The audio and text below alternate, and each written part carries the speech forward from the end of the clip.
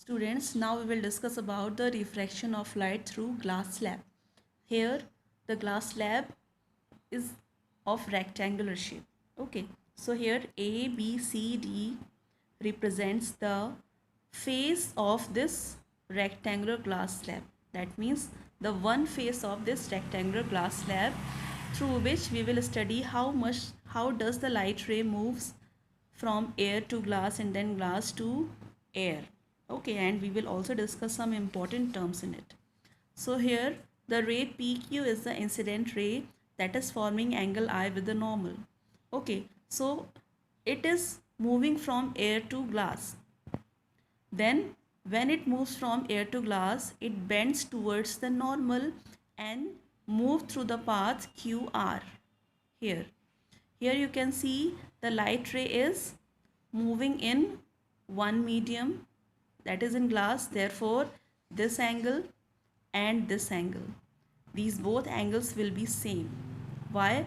Because you can see here AB and CD, these both are the parallel rays, and here these normals are also parallel.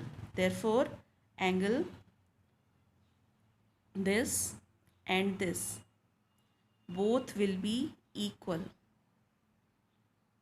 Okay, now when at point R the light ray emerges, then it again moves from glass to air.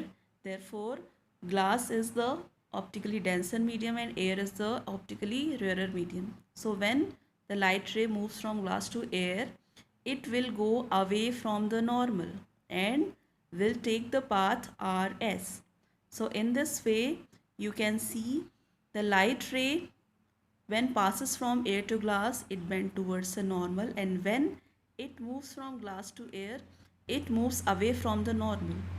So here this angle is angle of incidence, angle of refraction. Here this angle is equal to this angle, and for point R, this angle will be represented or will work as the angle of incidence. Okay.